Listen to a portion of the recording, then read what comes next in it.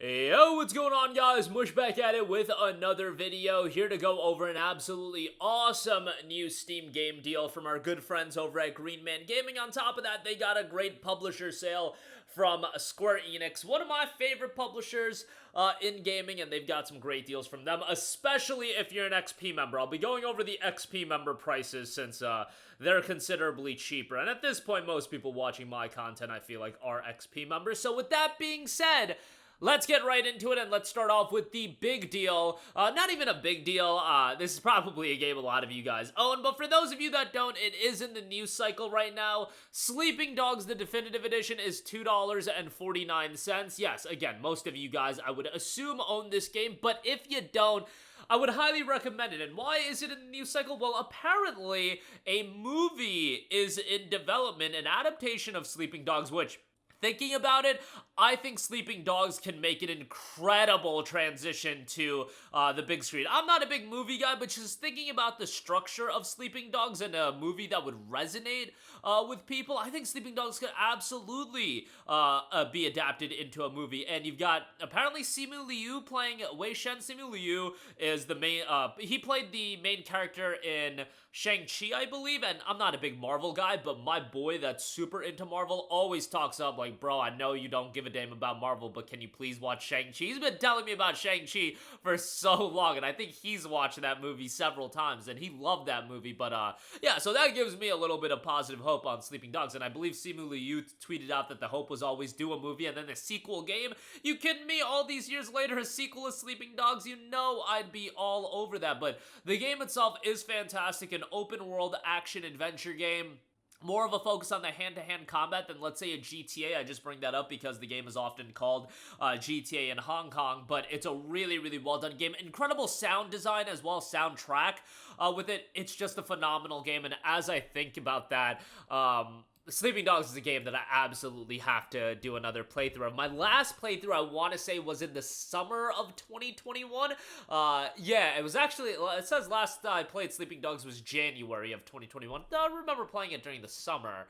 But nonetheless, yeah, last played January of 2021. I literally have it brought up on my Steam page right now. But yeah, gotta do another playthrough of that in the near future. I've played it so many times. I've played it on PC, PS4, and then replayed it on PC a bunch of times. But yeah, $2.49 with the DLC. No brainer there. Alright, now some titles that Square Enix is more associated with. Final Fantasy XVI, the complete edition, is $43.57. This includes the Rising Tides and the Echoes of the Fallen DLC. I loved Final Fantasy 16. I actually recently just finished my my PC playthrough of the game. Had a great time on PC as well. A fairly decent PC version by Square Enix standards, not blow away, but fairly decent enough. The game is more of an action game than an RPG, and everybody will bring that up, but it's a well-done action game. It's absolutely stylish. Is it super difficult? No.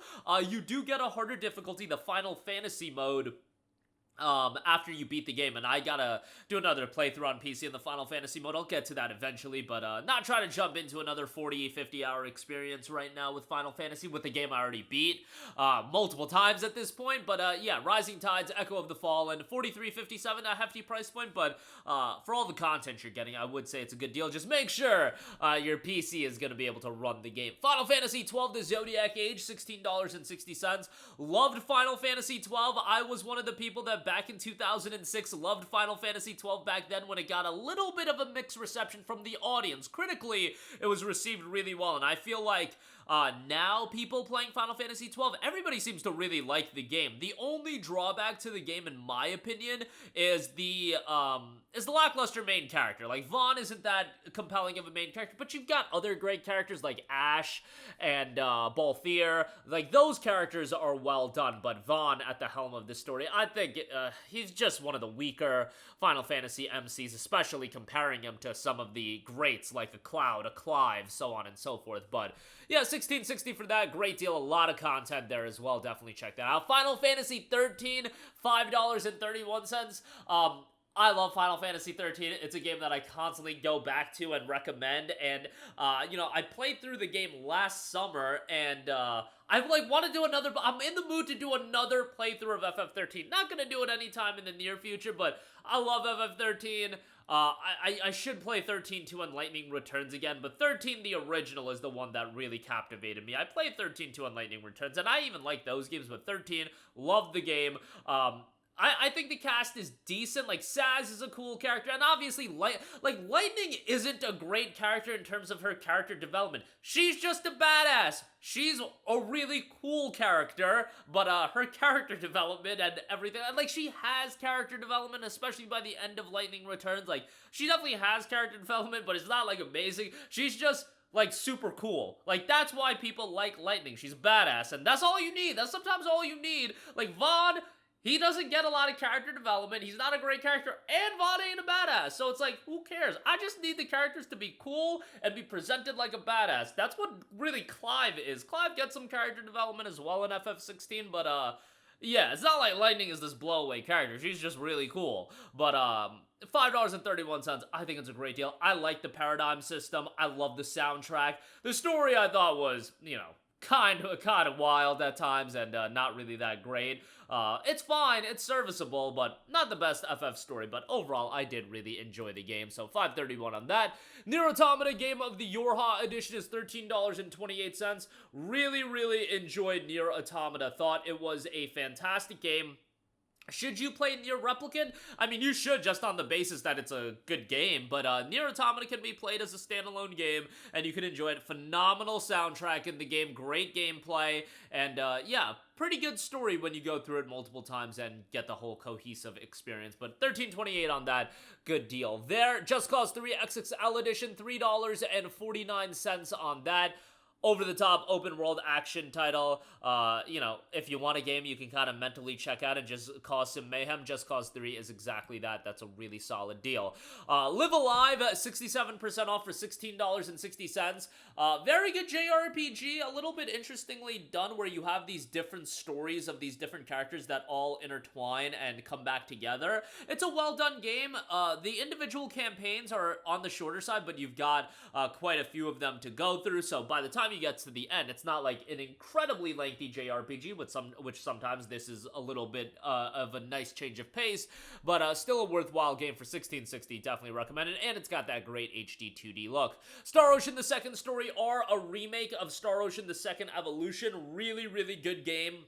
As far as just being a well-done JRPG, I wasn't blown away by the story. The characters were likable, gameplay's pretty solid, soundtrack is great, and the visuals are gorgeous as well, with the 2.5D aesthetic, the HD 2D look here as well. $24.89 on that. A little bit on the pricier side, but a worthwhile deal nonetheless. Speaking of on the pricier side, Kingdom Hearts INTEGRUM Masterpiece is on sale for $54. Yes, quite expensive there, but you know, these are gonna hold up in price for quite a while. That's just what we gotta deal with. You got Kingdom Hearts 1.5, 2.5, 2.8, and Kingdom Hearts 3 with the Remind DLC. So it's a lot of content for your dollar. Kingdom Hearts 1.5 includes Kingdom Hearts 1 and Ray Chain of Memories. Kingdom Hearts 2.5, you got KH2 and Birth by Sleep, which that's by far, to me, the peak as far as these collections go. Kingdom Hearts 2 and Birth by Sleep, man, like, I did a replay of Kingdom Hearts 1 last year, and, you know, I talked about how I think Kingdom Hearts 1 is so dated, but Kingdom Hearts 2 still holds up really well,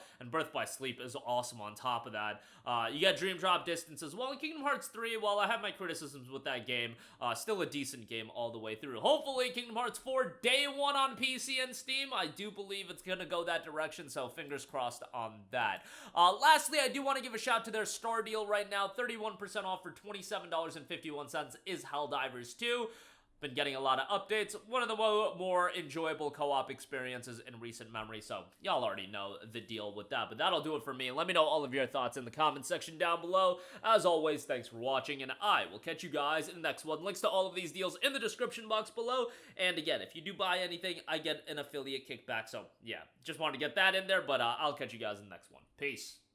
Hey, what's going on, guys? Mush here again. Hope you enjoyed the video. As you guys might know, YouTube's notification system is sometimes a little bit wonky, even if you're subscribed to the channel. Maybe you're not abundantly aware that I uploaded a video. To remedy that situation, make sure you hit the bell notification button. This way, whenever I upload a new video, and I try to upload as consistently as possible, you will be notified directly of the upload, and you can watch it as soon as it goes live. I would really appreciate if you guys hit that button so you can stay up to date with all of the content I'm posting. But as always, guys, thanks for watching, and I'll catch you guys in the next one. Peace out.